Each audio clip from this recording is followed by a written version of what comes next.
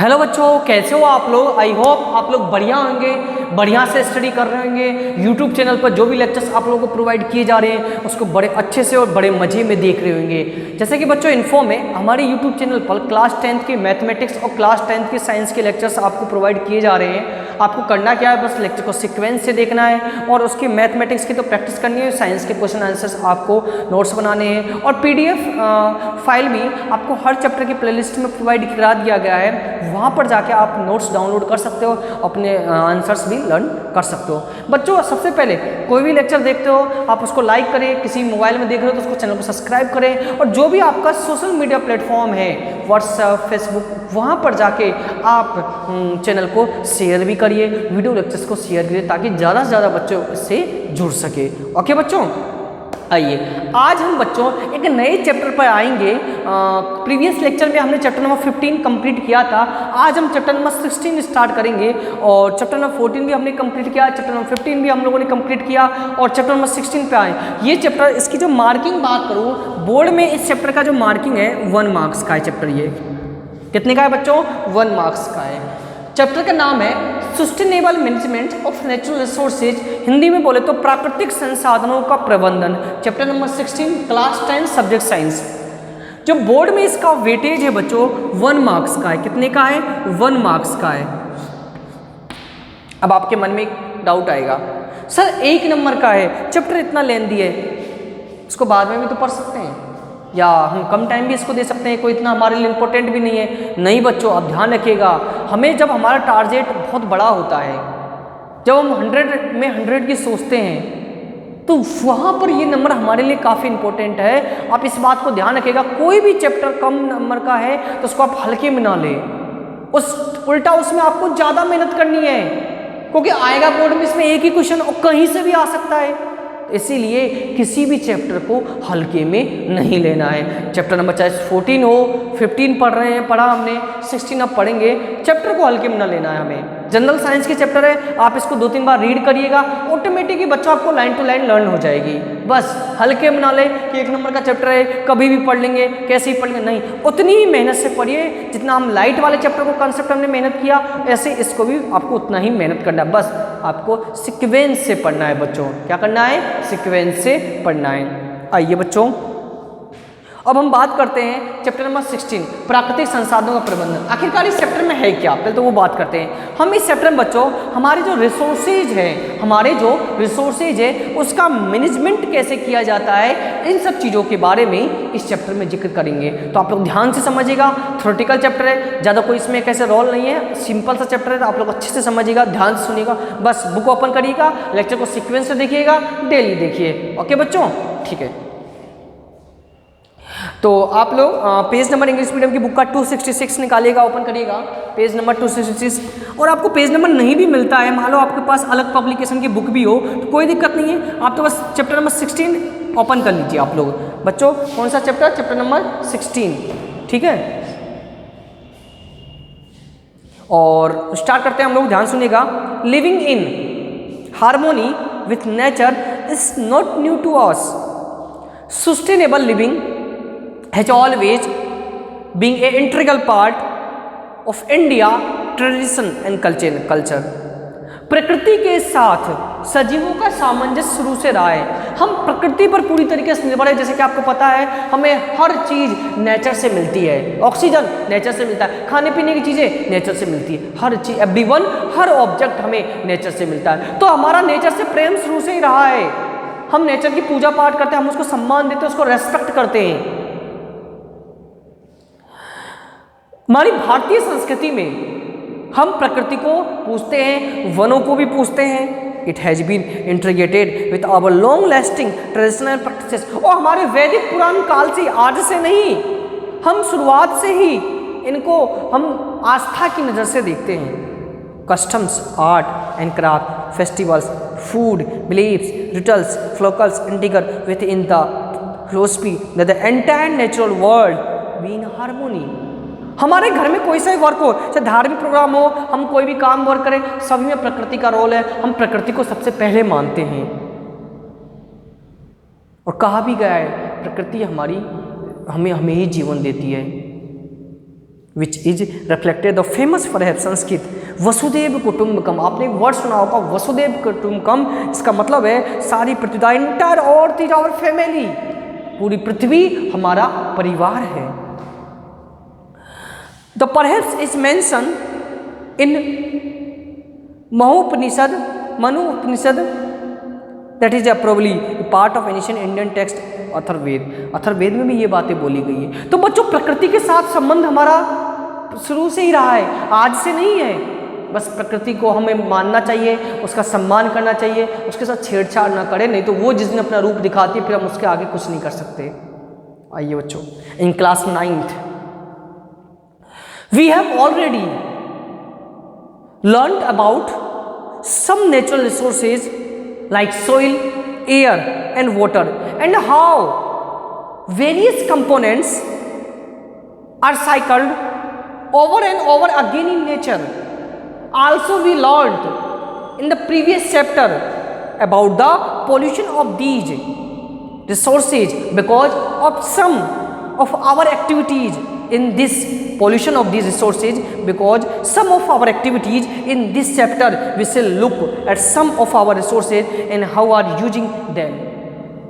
कक्षा 9 में हमने प्राकृतिक संसाधनों जैसे कि मृदा, वायु एवं जल के बारे में पढ़ा था कि नहीं पढ़ा था, तथा यह भी जाना कि विभिन्न संघटकों का प्राकृतिक में बार बार चक्रण किस प्रकार होता है। पिछले अध्याय में हमने यह भी पढ़ा कि हमारे क्रियाकलापों से इन संसाधनों का प्रदूषण हो रहा है। हम जो भी कुछ कर रहे हैं हमारे कारण ही एनवायरनमेंट पॉल्यूटेड हो रहा है। इस अध्याय में हम कुछ संसाधनों के बारे में जानेंगे और यह भी जानेंगे कि हम किस प्रकार उनका उपयोग कर रहे हैं। May be should also think about how we ought to be using our resources so as to sustain them and conserve our environment. We shall be looking at our natural resources like forest, wildlife, water, coal and petroleum and sea. What are the issues at stake in deciding how these resources are to be managed for sustainable development, along with the input from our traditional practices. हो सकता है हम यह भी सोचें कि हमें अपने संसाधनों का उपयोग किस प्रकार करना चाहिए। अगर ये पॉल्यूशन फैलाते हैं तो कैसे उपयोग करें, यह भी प्रश्न हमारे मन में, हमारे माइंड में आता है, जिससे किस प्रकार करें कि जिससे इन संसाधनों का संपोषण भी हो सके और हम अपने पर्यावरण का संरक्षण भी कर सकें। हम वन्य जीवन, जल, कोयला तथा पेट्रोलियम जैसे प्राकृतिक संसाधनों की चर्चा करेंगे तथा उन समस्याओं पर भी विचार करेंगे कि संपोषित विकास हेतु इन संसाधनों का प्रबंधन किस प्रकार किया जाए। हम इस चीज के बारे में भी जानें कैसे हम इसका उपयोग प्रॉपर वे में सही तरीके से बच्चों करें। ठीक है, वी ऑफन हियर और read about environmental problems. These are often global level problems and we feel helpless to bring any change. हम अक्सर ही पर्यावरणीय समस्याओं के बारे में सुनते हैं और पढ़ते हैं। अखबारों में आजकल टीचरों के द्वारा आपको इसका बताया कि आजकल पर्यावरण प्रदूषित हो रही है। यह अधिकतर वैश्विक समस्याएं, सिर्फ हमारे लिए नहीं है, ग्लोबल प्रॉब्लम से ये वैश्विक समस्या है तथा इसके समाधान अथवा परिवर्तन में हम अपने आप को असहाय पाते हैं। हमें समझ में नहीं आता हम करें क्या, किसी एक का काम तो है नहीं है। There are international law and regulations and then there are our town national law and acts for environmental protection. There are also national and international organizations working towards protecting our environment. इनके लिए अनेक अंतर्राष्ट्रीय कानून एवं विनियमन है। हमारे देश में भी पर्यावरण प्रदूषण हेतु अनेक कानून है। ऐसा नहीं है कि हमारे देश में कोई कानून नहीं है। इसके लिए रेस्ट्रिक्टेड कानून बनाया गया है, बहुत सख्त कानून बनाए गए, बस उसका इम्प्लीमेंटेशन नहीं हो पाता है, उसकी पालना नहीं हो पाती है। कानून तो खैर है, इस बात को हम झुठला नहीं सकते। हर चीज के लिए कानून है। हरे पेड़ नहीं काट सकते, पेड़ों सूखे पेड़ भी नहीं काट सकते, एनीवन, बहुत सारे कानून है हमारे। लेकिन बस यही तो समस्या है, उनकी पालना नहीं होती है हमारे द्वारा। हमारे देश में भी पर्यावरण संरक्षण हेतु अनेक कानून हैं। इनके अनेक राष्ट्रीय एवं अंतर्राष्ट्रीय संगठन भी पर्यावरण संरक्षण हेतु कार्य कर रहे हैं। ऐसा नहीं, कई ऑर्गेनाइजेशन इसके लिए वर्क भी कर रहे हैं, लेकिन अकेले से कुछ नहीं होता। बार बार मैं एक बात कह रहा हूँ, सबको मिलकर आना पड़ता है। सब मिलेंगे तो ही हम पर्यावरण प्रदूषण या पर्यावरण का संरक्षण कर पाएंगे।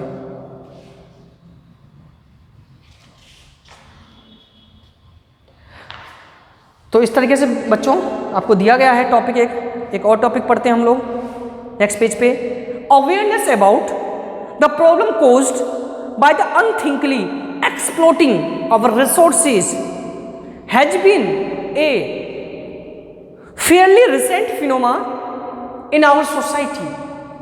संसाधनों के अविवेकपूर्ण दोहन से उत्पन्न समस्याओं के विषय में जागरूकता हमारे समाज में अपेक्षाकृत नया आयाम है। लोगों को जागरूक तो करें।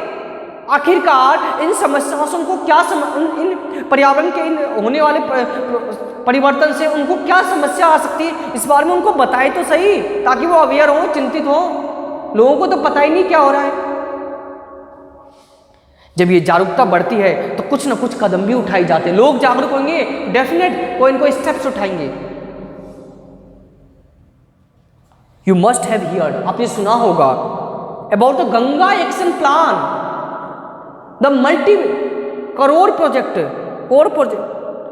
Came about in 1985 because the quality of the water in the Ganga was very poor. आपने गंगा सफाई योजना के विषय में अवश्य सुना होगा।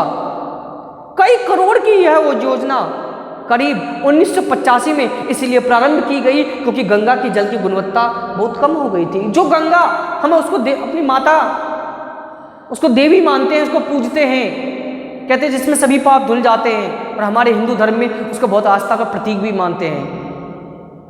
तो इस प्रकार से वो प्रदूषित होने लगी। सरकार ने इसके ऊपर 1985 में करोड़ों रुपए का प्रोजेक्ट बनाया। आगे क्या होता है देखिए। क्लोरोफॉर्म जीवाणु, chloroform coliform is a group of bacteria found in human intestines whose presence in water incidents contamination by disease causing microorganisms। Coliform जीवाणु का एक वर्ग है जो मानव की आंत में, हमारी इंस्टाइन में पाया जाता है। जल में इसकी उपस्थिति इस रोगजन्य सूक्ष्म जीवाणु द्वारा जल को संदूषित होना दर्शाता है। अगर ये पानी में चला जाए तो पानी को पॉल्यूट कर देता है। बच्चों एक आपको टेबल दिया गया है 19 इसमें दिया गया 2012 सोर्सेज का दिया गया आपको डाटा एक, और इसमें आपको बताया गया है किस तरीके से गंगा नदी प्रदूषित हो रही है, क्लोरोफॉर्म की क्वांटिटी कितनी बढ़ती जा रही है। अलग अलग शहरों की जिन जिन जगहों से गंगा नदी गुजरती है, लगभग 4 या 5 स्टेट से ये गंगा रिवर हमारी निकलती है, तो उन स्टेट से पॉल्यूशन लेवल कितना बढ़ता है, सब डाटा आपको ग्राफ के द्वारा समझाने की कोशिश की गई है। कोलिफॉर्म का लेवल कितना बढ़ता जा रहा है। आइए बच्चों, नेक्स्ट लेक्चर में हम गंगा के बारे में और भी इन्फॉर्मेशन जानेंगे, और भी कई सारे टॉपिक्स के बारे में जिक्र करेंगे।